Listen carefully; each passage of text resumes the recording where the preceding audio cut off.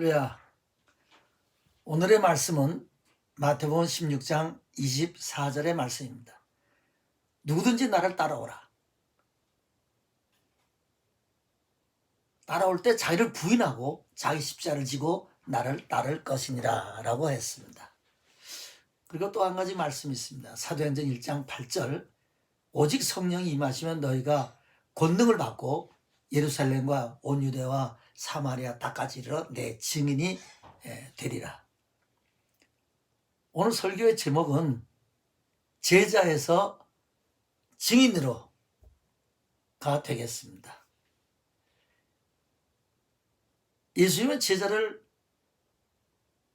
12제자를 불러서 그리고 나를 따라오라 그랬어요. 근데 두 가지를 하면서 따라오라 그랬어요. 자기를 부인하고 자기 십자가를 지고 따라오는 거예요. 그러니까 제자가 되려면 자기를 부인하고 자기 십자가를 지면 제자가 되는 겁니다. 그래서 그 제자의 삶을 잘 살면 그 다음에는 그릇이 준비가 된 것이기 때문에 거기에 성령이 임하게 되고 능력이 임하게 되고 그리고 증인이 되는 겁니다. 증인은 자기가 듣고 본 사실을 진술하는 사람입니다. 증인은 현장에서 직접 보고 들은 사람이지 누가 보거나 누가 들은 것을 전해주는 사람은 아닙니다. 결혼식에서 혼인 서약을 할 때도 부모님들과 하객들이 증인이 되는 겁니다. 거기에 참석한 사람들이 결혼식을 본 사람들이 증인이 되는 겁니다. 사건 현장에서 사건을 보고 들은 사람이 법정의 증인이 되는 겁니다. 성경이 이렇게 말합니다. 오늘 본문의 말씀 중에 지상에서 마지막 하신 말씀이 바로 성령 임하시면 내 증인이 된다고 하는 겁니다. 근데 그 전에 3년 동안 사시면서 제자들에게 부탁한 것이 있어요. 제자를 만드는 과정이 있었어요. 그것은 자기를 부인하고 자기 십자가를 지는 것을 예수님이 몸소 보여주시면서 제자들 보고 따라오라고 하셨던 겁니다. 예수님의 최종 목표는 뭐냐 하면 제자가 되어서 훈련을 잘 받고 그리고 목표는 증인이 되는 겁니다. 그게 예수님의 최종 목표였어요. 사도행전 2장에 보면 오순절 성령이 강림하자 제자들은 즉시 증인의 삶을 사는 능력이 임했습니다. 예수님의 증인이 된 겁니다. 제자들은 즉시 뛰쳐나갔고 베드로는 즉시 증인으로서 보고 들은 것을 증거하기 시작을 했습니다. 내용의 주제는 이겁니다. 누구든지 주의 이름을 부르는 자는 구원을 얻으리라. 하나님은 예수님을 보내사 큰 권능과 기사와 표적을 베풀었으나 너희가 법 없는 자들의 손을 빌어 못 박아 죽였으니 예수님이고 그 예수님을 사망에서부터 살리셨다고 하는 겁니다. 우리가 일에 다 증인이라는 겁니다. 우리가 보고 들었다는 겁니다. 성령 받자 증인의 삶을 그들은 잘 살게 되었습니다. 그날에 증인이 되던 그날에 제자의 수가 3,000명이 되었던 것을 볼 수 있습니다. 예수님의 제자들은 증인이 되었습니다. 제자 훈련을 잘 받아야 됩니다. 3년간 훈련하면서 자기를 부인하는 훈련, 십자가 지는 훈련, 말씀을 믿는 훈련, 기도 훈련, 전도 훈련, 인내하고 겸손한 훈련, 여러 훈련들을 계속해 나갔어요. 제자들은 넘어지면서 시행착오를 겪으면서 예수님의 책망을 들으면서 믿음이 없다는 책망을 들으면서 그들은 배워갔습니다. 예수님은 사랑으로 모든 걸 다 가르치셨어요. 그 십자가와 부활을 거쳐 오순절날 성령 충만 받자 제자들은 능력 있는 예수님의 증인으로 변화가 되었습니다. 성경 말씀에 증인이라고 하는 것은 보고 들은 것을 증거하는 겁니다. 말씀을 공부하고 해설자로 우리를 부른 것이 아닙니다. 물론 말씀 연구도 중요하고 해석도 아주 중요합니다. 그러나 증인은 말씀 해석만 바르게 하는 사람이 아닙니다. 말씀 해석만 들으면 누구도 변화되지 않습니다. 회개하는 사람도 진정한 변화가 찾아오는 사람도 찾아보기 어렵게 됩니다. 성경에 나온 제자들의 글을 해석하라는 것이 아닙니다. 구약의 선자의 말을 해석하라는 것이 아닙니다. 내가 예수님의 증인이 되어야 됩니다. 그러려면 예수님과 나와 같이 산 것이 있어야 됩니다. 하나님은 자기를 증거할 증인을 찾으십니다. 하나님의 말씀을 해석하는 사람을 찾지 않습니다. 예수님과의 관계에서 우리는 증인이 되는 겁니다. 개인적으로 주님과 나와의 관계에서 간증이 생기고 주님의 말씀을 듣고 내가 변화되고 새로운 역사가 일어나고 이런 구체적인 삶을 살지 않으면, 이런 걸 보고 듣지 않으면 증인이 될 수가 없습니다. 제자의 삶을 제대로 살면 오순절이 찾아오고 증인이 됩니다. 구체적으로 제자가 되는 길, 자기를 부인하고 십자가를 지는 것은 무엇을 말하고 있는가? 오늘 세 가지 말씀을 드리겠어요. 첫째는 욕심을 버리는 겁니다. 에덴에서 하나님께로는 욕심, 하나님과 비교해서 내가 더 나은 것이 되려고 하는 욕심, 이 높아지려고 하는 욕심, 그것이 결국 모든 욕심의 뿌리입니다. 싸우는 욕심. 사람이 그 욕심을 가지면 인색하게 또 되거든요. 인간관계를 다 깨는 것이 뭔지 아십니까? 인색한 겁니다. 그래서 욕심을 이겨야 돼요. 그래서 말씀을 보면서 기도해 가면서 욕심을 부린 사람들이 어떻게 되었는가를 보고 가슴을 치고 회개해야 됩니다. 언제까지 해야 되냐? 언제까지 기도하고 말씀을 봐야 되냐? 욕심이 사라질 때까지. 남에게 베풀고 나눠줄 때까지. 여러분, 간단히 말하면 욕심이 있는가 없는가를 알려면 TV에 여러 기아에 허덕이는 사람들, 가난한 애들, 공 못한 애들, 물이 없어서 꾸정물을 먹는 애들, 백신이 없어서 죽어가는 애들, 거기에 10,000원, 20,000원 주는 것이 있습니다. 그런 선교단체들이 많이 있지 않습니까? 근데 아무도 들지 않고 있다면 여러분 자신을 돌아봐야 됩니다. 얼마나 불쌍한 사람들이 많이 있어요. 강원도 산불로 힘든 그 주민들을 도와야 됩니다. 우크라이나도 도와야 됩니다. 이렇게 아무것도 안 돕고 살고 있다면 그 사람은 자기를 돌아봐야 됩니다. 자기를 부인하고 자기 십자가를 지는 길. 첫째, 욕심을 버려야 됩니다. 두 번째, 비판하지 말아야 됩니다.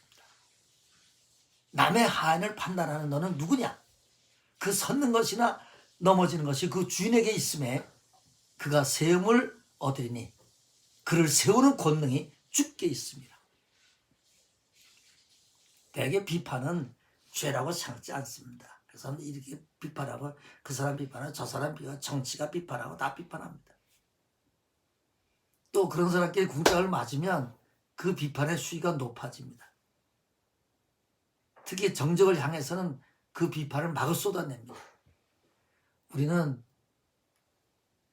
비판이 아주 입에 붙어있고 우리 마음에 거의 붙어 있습니다. 그래서 저는 늘 아내와 같이 이런 얘기를 가끔 합니다. 누구도 비판하지 말자. 아무리 잘못했어도 비판하지 말자고 서로 얘기를 나누고 격려합니다. 그리고 우리는 비판을 하면 넌 지금 잘못 말하고 있다고 우리의 내적 생명이 가라앉습니다. 그것을 알아야 됩니다. 비판을 멈추는 길도 말씀 보고 기도로 힘을 얻고 실제로 고쳐야 됩니다. 기도는 뭔 기도를 하겠어요? 욕심을 버리고 비판하지 않는 것을 고치기 위해서 기도해야 되지 않겠어요? 실생활을 고치지 않고 성경 공부하고 열심히 또 기도한다고 철야기도 다니고 하지만 그게 뭔 소용이 있겠어요? 비판을 당장 멈춰야 됩니다. 어떤 비판도, 어느 누구도, 어떤 상황에서도 비판하지 말아야 됩니다. 세 번째로, 짜증내고 화내고 삐지는 것을 버려야 합니다. 뭐 대대로 믿는 사람도 평생 예수 믿고도 이런 거 하나 제대로 고치지 못하고 사는 사람을 너무나도 많이 봅니다. 마음에 안 들면 삐지고 화내고 판단하고 참 한심한 신앙생활을 이제는 버릴 때도 되지 않았습니까?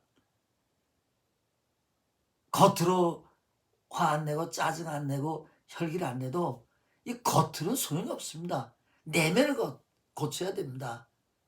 겉은 웃지만 속은 짜증나고 화나고, 하나님은 사람의 겉을 보는 것이 아니라 속을 보십니다. 그래서 하나님 앞에 기도해야 됩니다.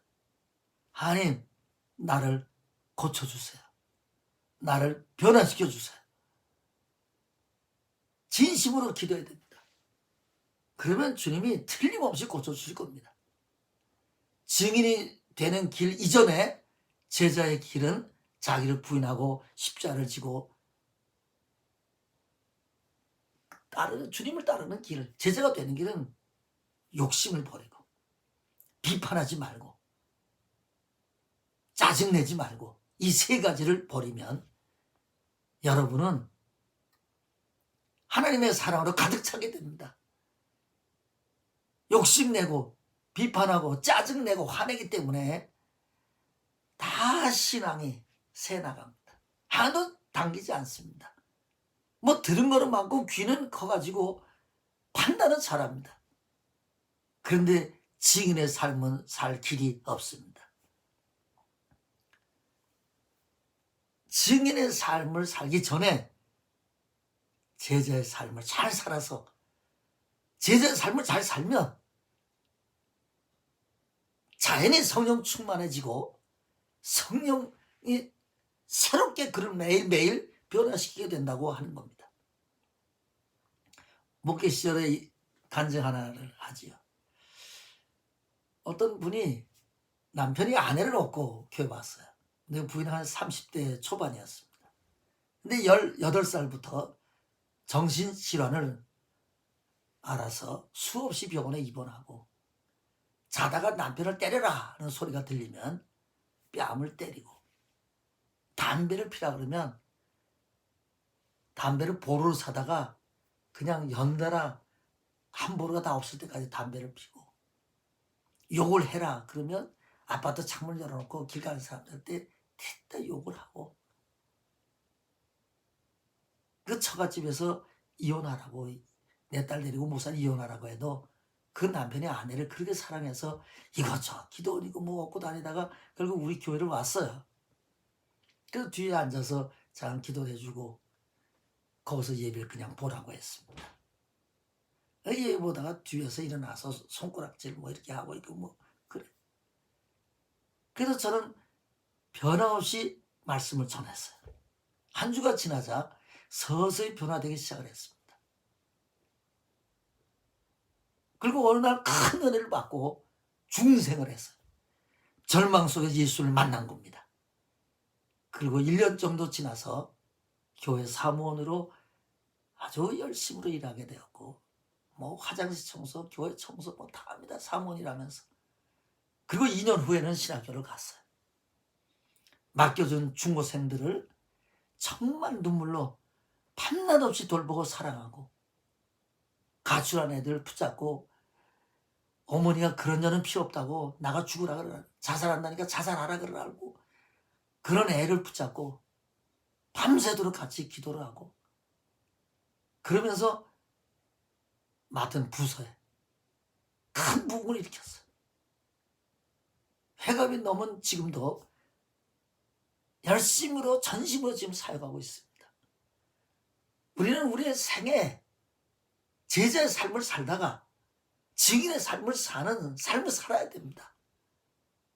그 박전도사님은 증인의 삶을 살기 이전에 제자의 삶을 살았어. 정말 걸어서 귀신 들린 사람 같은 삶을 살았어. 그 다음에 그는 고침받고 제자가 되고 증인이 됐어요. 할렐루야. 기도하시겠습니다. 사랑해 주님 감사합니다. 우리가 주님을 따라간다고 하면서 제자의 삶을 버릴 때가 얼마나 많은지 모릅니다. 자기를 부인하고 자기 십자가를 지라고 귀에 못이 박히도록 들었지만 전혀 관계없는 삶을 살 때가 많이 있습니다. 욕심을 내고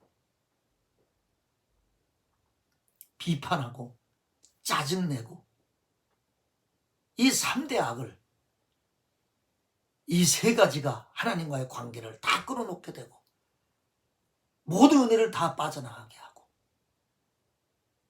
그리고 잘못 인생을 살게 합니다.